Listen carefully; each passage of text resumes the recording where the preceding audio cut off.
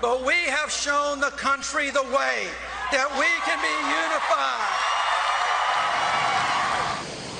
But Roy Moore, who rode to the polls on horseback, is yet to concede the race. His campaign hoping Moore's vote count would come within half of her percentage point of Jones, which would trigger a recount. The Secretary of State has explained it to us, and we're expecting that the press will go up there and talk to them to find out what the situation is. But we also know that God is always in control. But with Jones coming in with 49.9% of the vote to Moore's 48.4%, a 1.5-point difference, a recount appears unlikely. President Trump weighed in on Twitter saying, "Congratulations to Doug Jones on a hard-fought victory. The write-in votes played a very big factor, but a win is a win. The people of Alabama are great, and the Republicans will have another shot at this seat in a very short period of time. It never ends." Because this was a special election to fill the remaining term of Jeff Sessions, who left the Senate to become Attorney General, Doug Jones will have to run for re-election in 2020. The Alabama GOP issued a statement saying Alabamians are conservative and have no intentions of moving toward the policies of the Democrat Party. If Mr. Jones aligns himself with the liberal Democrats in Washington, Alabama voters will remember his choices in the 2020 U.S. Senate election. Now, during the campaign, Jones said that he would reach across the aisle to Republicans, but many in the GOP remain skeptical. Back to you guys. All right, Jonathan, thank you very much. And, you know, with Jones's big upset last night, political analyst Ron Meyer says this loss doesn't mean President Trump can't pass his agenda.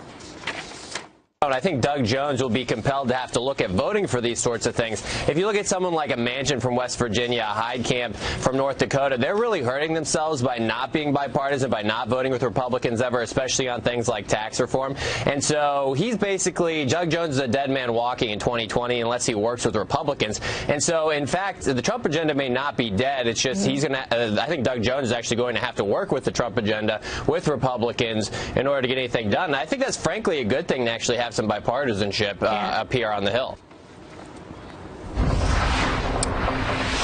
Loathsome human, idiot, and even talk of Watergate. And now we know exactly what was in those anti-Trump text messages sent by the FBI agent kicked off Robert Mueller's Russia probe. Yeah, it's been a lot to read this morning, and it's not pretty. A lot of it isn't. Some of it we can't even say here on TV. And Griff Jenkins is live from our D.C. bureau with the stunning new text messages obtained by Fox News overnight. Hey, Griff. Hey, Rob, Julian, stunning indeed. And if you're just waking up, fasten your seatbelt and stick with me. There's a lot here. These are exchanges between two FBI agents assigned to the Russia probe, Peter Strzok and Lisa Page. And it led Special Counsel Robert Mueller to remove Strzok from the investigation. And as you mentioned, at times this is profane. But this is the point. It is certain to fuel the narrative that the entire investigation is tainted. Now, let's begin. March 4th. Lisa Page. God, Trump is a loathsome human. Strzok. Yet he will win. Good for Hillary. It is. Would he be a worse president than Cruz? Page. Trump? Yes, I think so. Strzok. I'm not sure. Oh, my God. He's an idiot. And this. God, Hillary should win 100 million to 0. Page, I know. Now remember, all this is taking place while Strzok was an integral part of the FBI's investigation into Hillary Clinton's emails. He was the one credited with changing the wording in then FBI Director James Comey's assessment from, quote, grossly negligent to, quote, extremely careless. And it appears to acknowledge that they're doing something wrong in their text. In April, Page writes, quote, so look, you say we text on that phone when we talk about Hillary because it can't be traced. By October, after candidate Trump had gotten the nomination, Strzok's bias reaches new heights. He writes, quote, I am riled up. Trump is an expletive idiot, is unable to provide a coherent answer. Then in all caps, blast, I can't pull away. What the expletive happened to our country. The White House is reacting. Here's one of the president's personal attorneys, Jay Sekulow. The conflicts of interest inside the FBI and Department of Justice as to this Fusion GPS matter is breathtaking in scope. And finally, in an exchange in November, before President Trump was under investigation, this. Strzok bought all the president's men. Figure I needed to brush up on Watergate. Page, my God. Sessions for DOD or AG. Strzok. Sessions for AG. Good God, Page writes. This is highly significant, guys, because today the Deputy Attorney General Rod Rosenstein, who appointed Mueller in the first place, is expected to testify before a House Oversight Committee. And if that wasn't enough, it also comes as the president's son, Donald Trump Jr., is calling for a leak investigation before he is investigated today by Senate Intelligence Committee investigators behind closed doors. A lot happening to wake up to today. Yeah, and we're going to go into what's going to happen on the Capitol Hill today with Rosenstein later on in the show here with a congressman here in about 5 or 10 minutes. Thank you so much, Griff. The bias just exposed in the people in the forefront of the collusion investigation. Peter Strzok not only had a hand in interviewing Cheryl Mills, Huma Abedin, Hillary Clinton, and General Flynn, he was also involved in the anti-Trump dossier and the Hillary email investigation. Fox News national security strategist Dr. Sebastian Gorka calling the investigation corrupt. It means that this whole investigation is a sham. It is a house of cards, and it should be closed down tomorrow morning at 8 a.m. You don't have to agree with the President of the United States.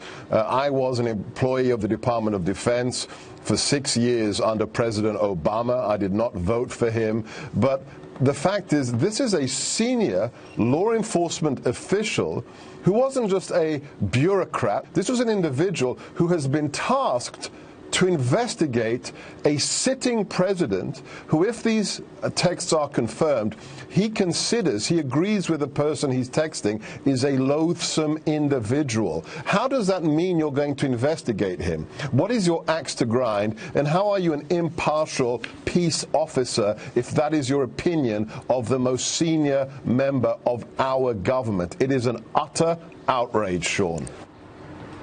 The president's lawyer says all the White House interviews are over in Robert Mueller's Russia probe. Rob. All right, new Facebook post revealing the wannabe New York City Port Authority bomber taunted President Trump moments before his botched attack. And Kelly Wright is live in Washington this morning with new details that are unfolding at this hour. Hey, Kelly. Rob, good morning to you. Chilling new details about the wannabe terrorist who targeted one of the biggest transit hubs in New York City. Right before detonating the Port Authority bomb, Akayed Ullah posted a message to our commander-in-chief on Facebook writing, "Trump, you failed to protect your nation."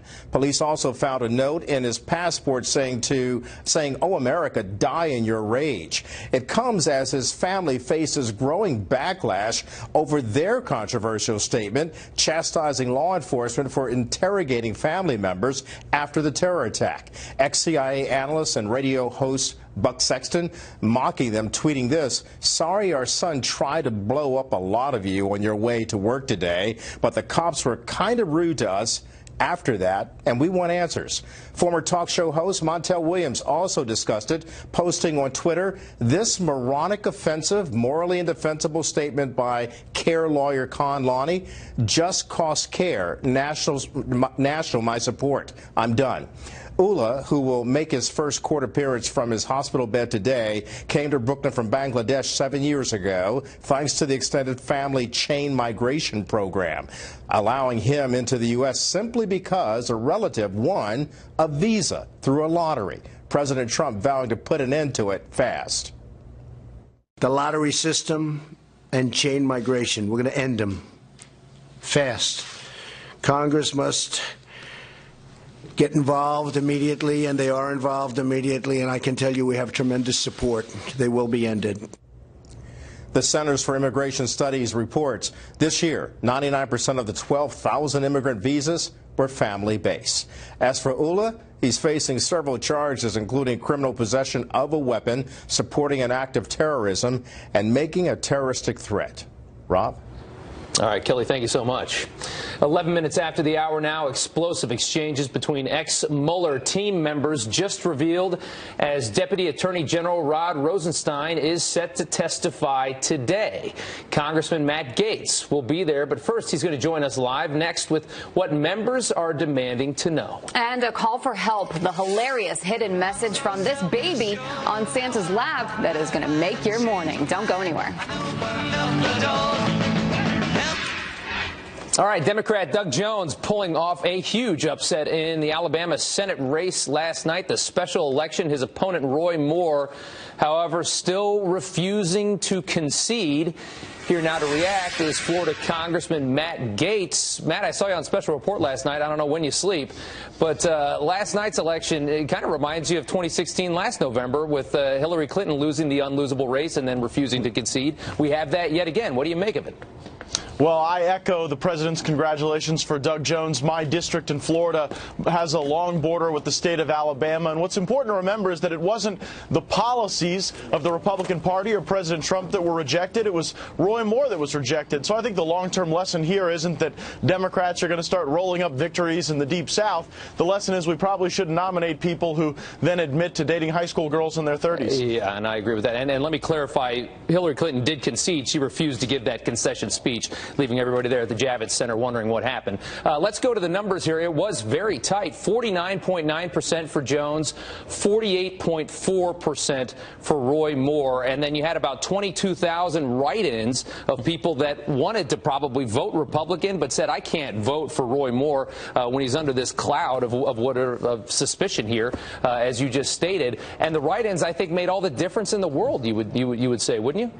Oh, absolutely. And again, it shows that there's not some great attraction in the Deep South to the policies that Democrats are fighting for. In fact, on the issues, Republicans continue to enjoy a really broad and deep level of support in this region of the country. Yeah. It's just that Roy Moore was a uniquely flawed candidate. We're going to move on, and we'll have to fight a little harder and work a little harder to get legislation through the Senate with now a very razor-thin margin. Yeah, and this was this is a blood-red state, Alabama. I think. Do you think it was arrogant that he thought that even, with these allegations against him, which seemed very credible, that he didn't drop out of this race?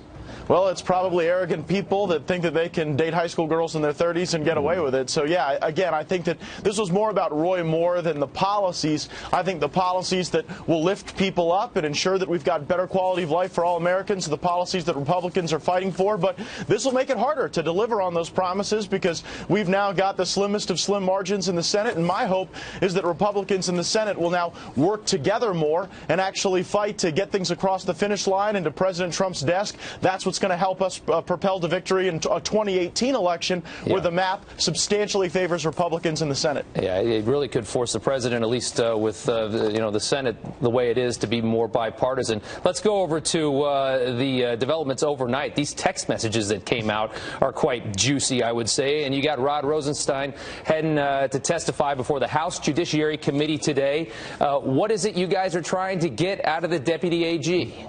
Well, we have got to find out why there is this infection of bias that seems to have really crippled the Mueller investigation. And we don't seem to know why Bob Mueller seems to always wind up with people on his team who hate the president. And we see time and again circumstances where people are compromised by their bias, by their financial setting, by their job, by their spouse. And we really need to be able to move on past this. And we'll be asking the Deputy Attorney General, how was it that Bob Mueller picked these members of his team? And I don't think it's a coincidence that so many of them seem to have a pro-Hillary Clinton bias and an anti-Donald Trump bias. Yeah, I did see anti-Donald Trump bias. I also saw on CBS that, I think Strzok called Bernie Sanders an idiot as well. So I'm not sure where his politics lie, but he certainly is anti-Trump. Let's bring up some of these text messages here. This is from March 4th, 2016, when everything was really hot and we were election crazy in this country. Here's Strzok.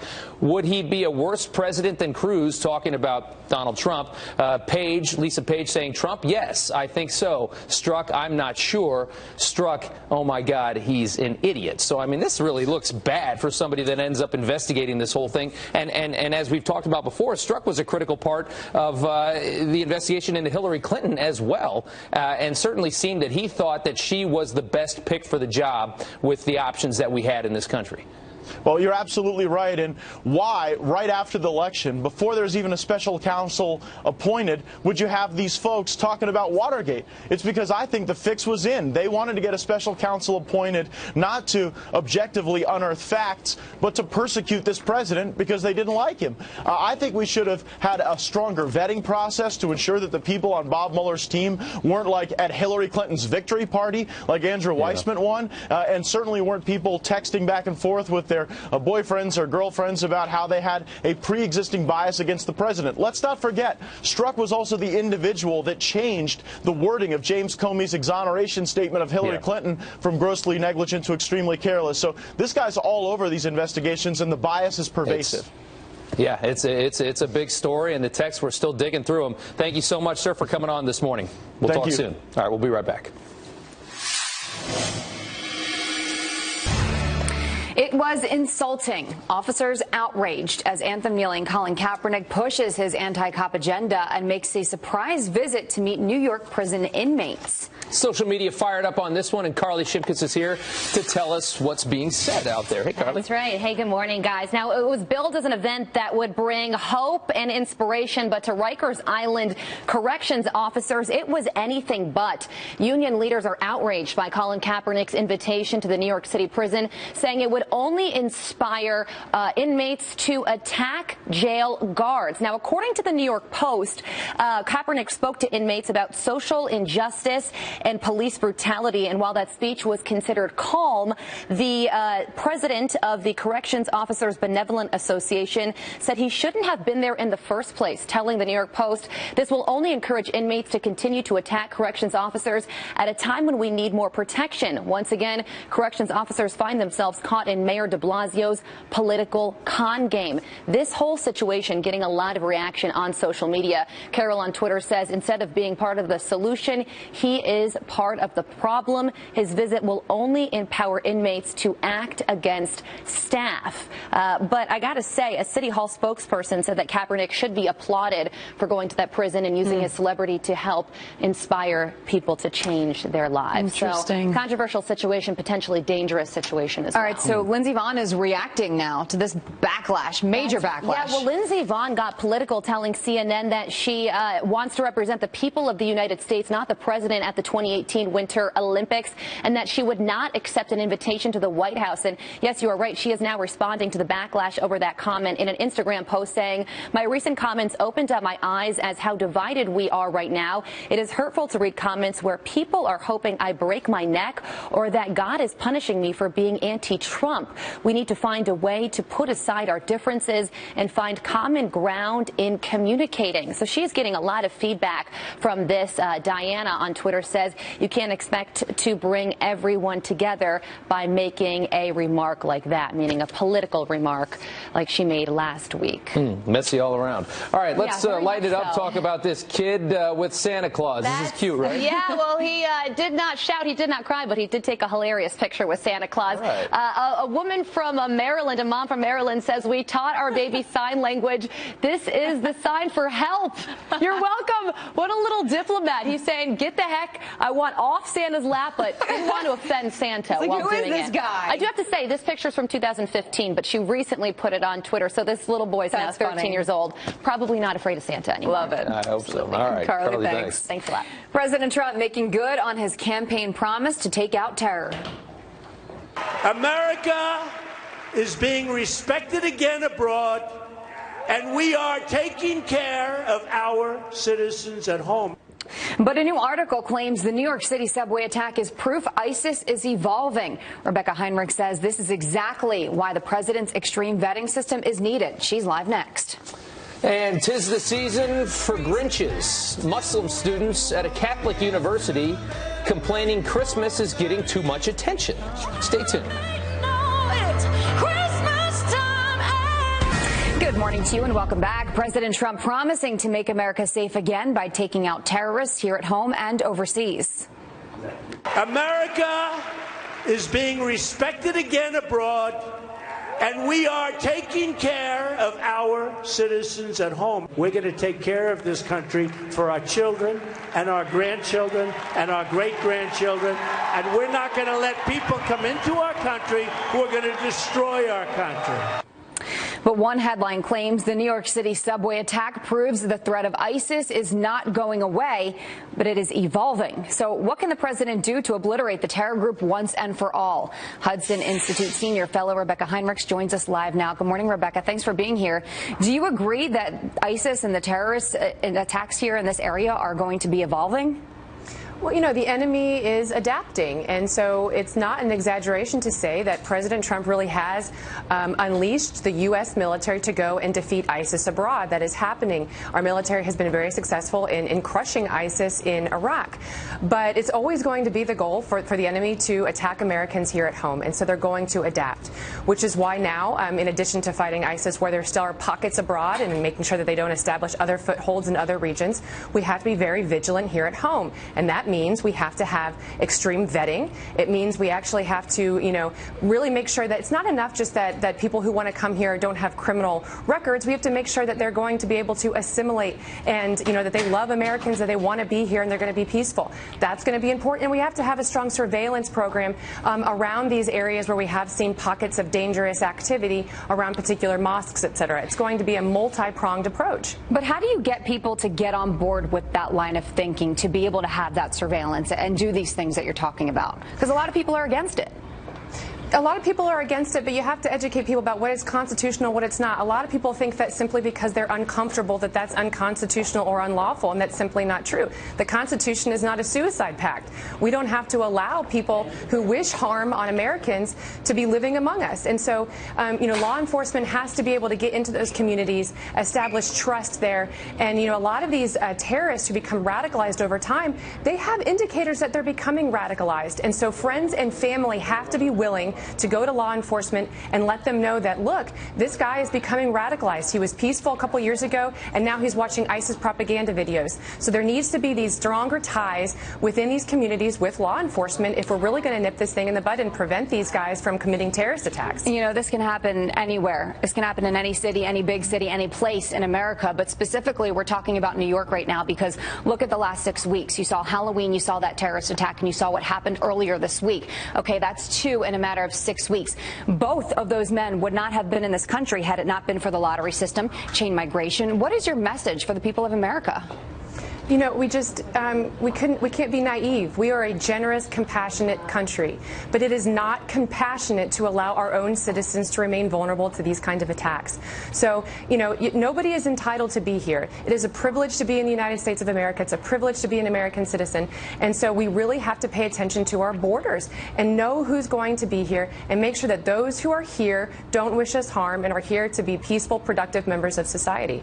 At what point do you think everyone will get on board with this? How long do you think it's going to take? How many attacks do you think are going to happen until people finally say, you know what, we do need to protect ourselves? Well, I hope, obviously, that we don't have to endure another major attack.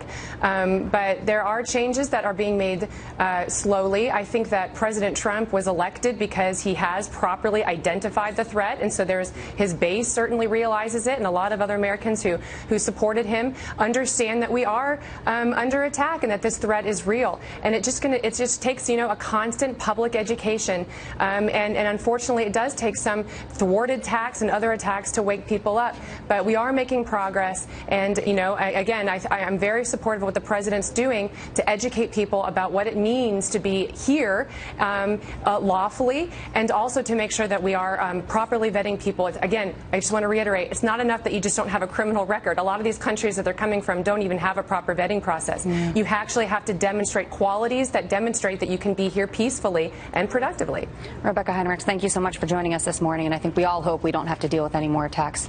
Rob? Okay, ladies, thanks so much. Fox News alert: North Korea may be preparing to test another missile. New activity at launch sites now being reported, including secret coded messages being broadcast, likely signaling a weapons test is close. But Secretary of State Rex Tillerson says he's ready to talk it out with North Korea. We're ready to talk anytime North Korea would like to talk. And we're ready to have the first meeting without precondition. It's not realistic to say we're only going to talk if you come to the table ready to give up your program. They have too much invested in it. Well, last month, the North Koreans launched their most advanced missile yet that they claim could strike anywhere in the United States. We are about to find out who will replace outgoing Senator Al Franken if he is leaving. Minnesota Governor Mark Dayton, a Democrat, will name his interim choice today following an avalanche of sexual misconduct allegations against Franken. One possibility being floated by Democrats is DNC Deputy Chairman Keith Ellison. If chosen, he would be the first Muslim in Senate history. But Franken still hasn't officially resigned, only saying that he would step down here in the coming weeks. The president's set to make his final sales pitch on tax reform to the American people. He's going to speak from the Treasury Department this afternoon. That speech comes as House and Senate Republicans hammer out last-minute details in conference, pushing to get a bill to the president's desk before Christmas. They're working to agree on income tax deductions in high-tax states. That's the SALT tax, and mortgage deduction caps as well. Lawmakers believe a final vote could happen by next Tuesday. President Trump has called out media bias time and time again. We're going to speak straight to the American people and cut right through the fake news media.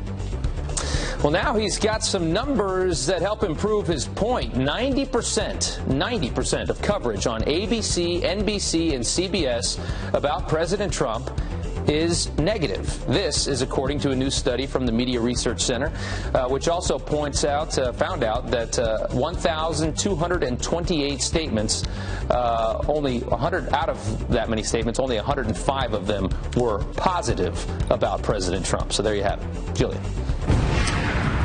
All right, brace yourself for another round of snow. A winter storm could dump up to 7 inches in parts of the Midwest. And bundle up. Bone-chilling temperatures are now sweeping across New England. Meteorologist Janice Dean is here tracking it all. It was cold and windy in New York this morning, Janice. It is cold and windy. With the wind chill, it feels like 10. If we could put the wind chill map up, I'll show you how cold it is across the Northeast. Single digits, below zero temperatures across the Northeast. See, I don't have my, oh, there we go. I don't have my clicker today. Oh my gosh, I feel like I'm naked without my clicker.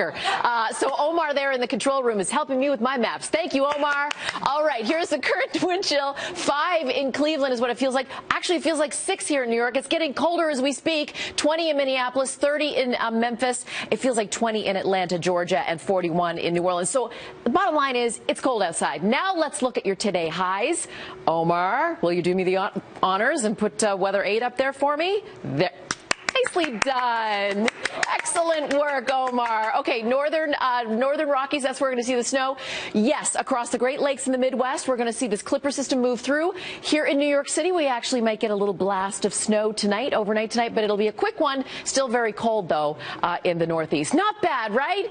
Excellent job in the control room this morning. Yeah. A weather person without their clicker, I don't know what to do with myself. If we were a union shop, he wouldn't be able to help you with that. It would all be That's itemized. very true. Things you think of. We're just in here clapping. And Thank you so much, Janice. All right, a Dallas police chief blasting millennials as the reason behind a staff shortage. Dallas Police Department facing a staff shortage, and the chief says millennials are to blame. We have nights, weekends, and holidays, and those are some of the things that are not necessarily attractive to the millennials who want all days off and to be the chief in 6 months. So we recognize that that is a challenge for us. All right, to increase interest, Chief Renee Hall is looking at everything from rewarding officers who recruit candidates to eliminating some of the automatic disqualifiers for potential officers, like minor drug use from somebody's past. But is lowering the requirements a good idea?